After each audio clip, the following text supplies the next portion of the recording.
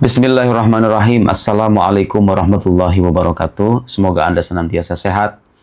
Saya mau menjawab salah satu pertanyaan. Dan ini beberapa kali diajukan kepada saya.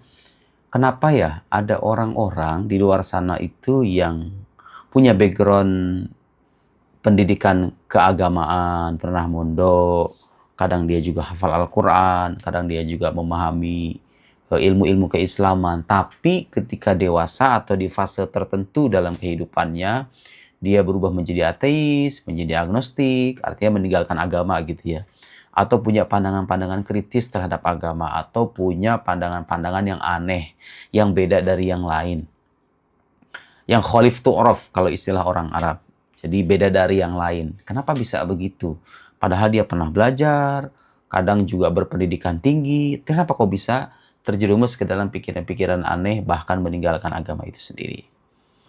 Ada beberapa jawaban yang bisa kita kemukakan. Pertama, orang-orang semacam ini mengalami masalah secara intelektual, ya. Jadi ada golongan-golongan orang, ya baik itu di kalangan remaja maupun yang sudah tua, mereka itu punya pandangan kritis terhadap agama, dalam konteks ini Islam ya. Punya pandangan kritis terhadap Al-Quran, meragukan hal-hal yang fundamental karena punya masalah intelektual dalam arti mereka mengakses buku-bukunya orientalis, buku-bukunya orang barat, orang ateis ya. Buku-buku yang sebetulnya itu seharusnya dikonsumsi setelah memahatkan fondasi terlebih dulu. Jadi fondasi masih lemah, belajar ilmu keislaman masih dalam tahap dasar, tapi sudah mengakses pikiran-pikiran yang beragam gitu loh.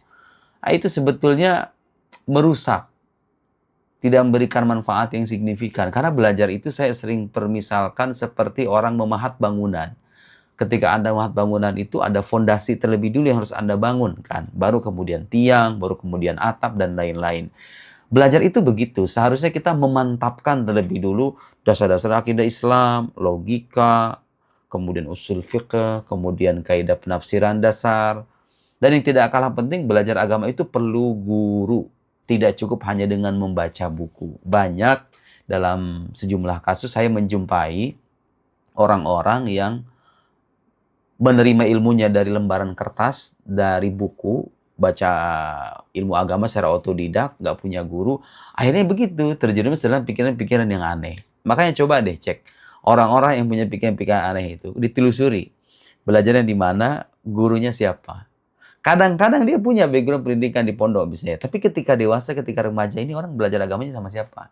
Bagaimana cara dia belajar? Itu biasanya ada permasalahan di situ. Ima cara belajarnya yang loncat-loncat.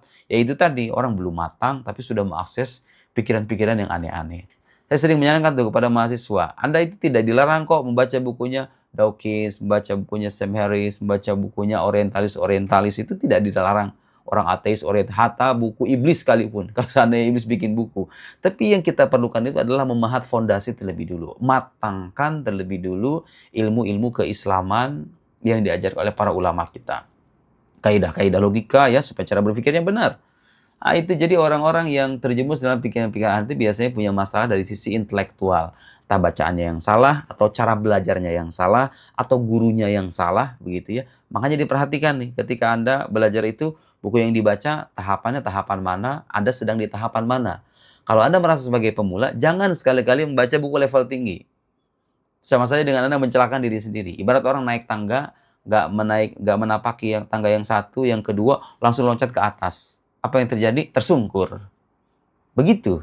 Cara belajar yang benar itu begitu. Cara belajar ilmu agama yang benar harus ada guru. Guru yang ketika kita terjerumus di dalam kesalahpahaman, dia meluruskan. Meluruskan berdasarkan kaidah-kaidah keilmuan yang dirumuskan oleh para sarjana muslim. Begitu ya. Kemudian yang tidak kalah penting, guru spiritual juga saya kira penting. Dan guru spiritual ini tidak boleh sembarang guru. Harus orang yang memang punya sanad keilmuan yang jelas. Nah ini menarik. Dalam tradisi keislaman kita mengenal istilah sanad. Artinya asal muasal. Guru ini gurunya siapa sih? Gurunya guru saya, gurunya siapa? Gurunya guru saya siapa? Dan seterusnya. Nah di Timur Tengah kadang-kadang kita menjumpai itu. Banyak ulama yang punya sanad keilmuan itu. Itulah kekhasan ulama muslim. Punya keilmuan yang punya sanad atau landasan. Supaya orang tuh nggak ngasal-ngasal. Supaya nggak asal-asalan ketika bicara agama. Laulal isnad laqala man sya'a ma sya'a. Gitu kan ungkapan yang populer. Kalau seandainya tanpa adanya isnad, sandaran periwayatan keilmuan gitu ya, niscaya orang itu akan berkata semaunya. Dan sekarang itu terjadi. Di era sekarang itu era di mana kita, kalau kita mengakses YouTube, mengakses Google, mengakses artikel-artikel, kita akan jumpai orang banyak bicara tentang agama, tapi setelah ditelusuri, ini orang belajar di mana sih? Punya keahlian apa? Kepakarannya apa? Terus bidang yang dia bicarakan tuh keahliannya atau bukan? Nah, orang-orang kadang sekarang gak memperhatikan itu. Akhirnya otaknya dirusak. Banyak membaca, oke, banyak membaca. Tapi yang dibutuhkan itu bukan banyak membaca, tapi tertib dalam membaca. Kadang-kadang banyak membaca itu bisa bikin Anda bodoh. Kalau seandainya bacaannya tidak Anda tertibkan secara sistematis begitu ya. Belajar ini dulu, baru belajar ini. Belajar ini dulu, baru belajar ini. Setelah belajar ini, dan seterusnya. Harus begitu belajar itu. Nggak semua buku bisa Anda baca sekaligus. Ada buku-buku yang perlu dibaca secara bertahap. Saran saya, pahatlah ilmu-ilmu dasar, logika, akidah Islam, begitu ya, usul fiqh, fikih-fikih dasar, kemudian akhlak. Baru setelah itu, setelah Anda merasa kokoh, Anda kemudian mengakses buku-buku yang beragam itu. Nah, kemudian selanjutnya yang tidak kalah penting adalah masalah spiritual. Nah, orang-orang yang terjerumus ke dalam pikiran-pikiran aneh ini biasanya punya problem spiritual. Dalam arti ada kekeringan batin. Ada orang-orang yang meninggalkan agama itu karena kecewa sama Tuhan, kecewa dengan agama Islam, begitu ya. Karena dia salah melihat agama ini. Kadang-kadang ada orang yang meninggalkan Islam gara-gara dia melihat perilaku sebagian orang Muslim. Kok Islam tuh begini ya? Nggak bisa ngebedain tuh antara Islam dengan orang non-Muslim, orang-orang Muslim. Orang Muslim itu tidak selamanya mencerminkan ajaran Islam. Ada kalanya orang Islam itu gagal dalam menerjemahkan ajaran Islam. Kenapa? Karena mereka itu manusia yang punya hawa nafsu. Manusia yang punya kepentingan. Manusia yang tidak selamanya baik karakternya. Ketika dimunculkan, ya bukan agamanya yang salah dong. Itu orangnya yang gagal menerjemahkan nilai-nilai agama. Faktanya orang-orang yang berhasil menerjemahkan ajaran agama itu lebih banyak. Kalau kita bandingkan teroris dengan orang-orang yang hidup damai dari kalangan Muslim, itu lebih banyak orang-orang yang hidup berdamai. Kalau kita bandingkan orang-orang yang, ya coba Anda amati itu secara teliti ya.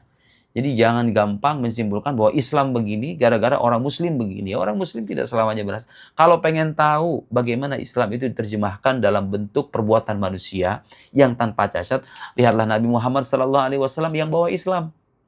Nah, kita ini baru bisa dikatakan mewakili ajaran Islam kalau apa yang kita tampilkan itu sesuai dengan tuntunan Nabi Muhammad SAW. Kalau seandainya berbeda, ya itu bukan Islam. Kalau pengen tahu Islam, lihat sejarah hidup Nabi Muhammad, tapi dengan penjelasan yang valid. Jangan lihat sejarah hidup Nabi dari bacaan orientalis. Baca dari paham yang mengerti sirah Nabi, mengerti ilmu riwayat, tahu mana riwayat yang sahih, mana yang doif, mana yang palsu, supaya kita itu melihat Nabi Muhammad dengan kacamata yang bening, begitu ya. Nah, solusi untuk masalah spiritual ini adalah perlu kita membangun rasa cinta dalam beragama. Rata-rata orang-orang, terutama di kalangan anak budaya yang terjerumus dalam pikiran-pikiran aneh itu, dia beragama hanya melibatkan ini saja, nggak melibatkan ini. Hati itu penting kita ikut sertakan, karena bagaimanapun inilah yang menentukan orang bahagia atau tidak dalam hidupnya. Ini nih yang ada di sini. Bagaimana caranya ketika Anda sholat, Anda tuh berusaha untuk menenangkan rasa cinta Anda kepada sosok yang Anda sembah. Ketika Anda hidup beragama, Anda merasakan betul tuh bahwa selama dalam hidup Anda mendapatkan nikmat yang sedemikian dahsyat dan luar biasa. Tangan yang bisa bergerak, mata yang bisa memandang, kaki yang bisa berjalan. Itu semua adalah nikmat. Semua nikmat yang kalau seandainya kita hayati ini berasal dari Tuhan, akan muncul perasaan ingin berterima kasih, ingin bersyukur, tidak melihat orang yang ada di atas dalam urusan nikmat, tapi lihat yang di bawah. Sehingga kita merasa apa yang kita dapatkan itu sudah lebih dari cukup, sehingga hidup itu tidak terlalu obsesif, begitu ya. Nah, rasa cinta itu penting. Bagaimana caranya? Sering-sering mengingat nama Allah Subhanahu wa Ta'ala, dan yang tidak kalah penting adalah harus sering membaca sholawat kepada Nabi-Nya yang mulia Muhammad sallallahu alaihi wasallam.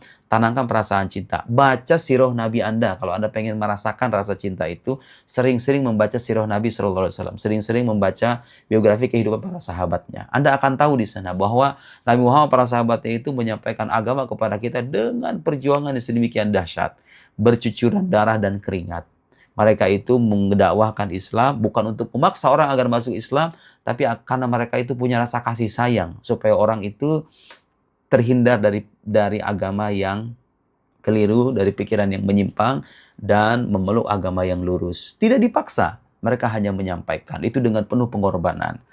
Jadi belajarlah menanam rasa cinta dalam beragama, cari guru yang benar, bangun ikatan emosional dengan Nabi Muhammad SAW dengan perbanyak baca sirahnya, perbanyak baca selawat, baca buku-buku yang tepat dari orang-orang yang memang teruji keahliannya. Kalau baca fikih dari orang yang ahli fikih, baca akidah dari orang yang ahli akidah, baca ilmu tafsir dari ahli tafsir, dan seterusnya. Dengan cara begitu Anda bisa beragama dengan benar, dan insya Allah tidak akan terjerumus ke dalam pikiran-pikiran yang menyimpang. Semoga bermanfaat.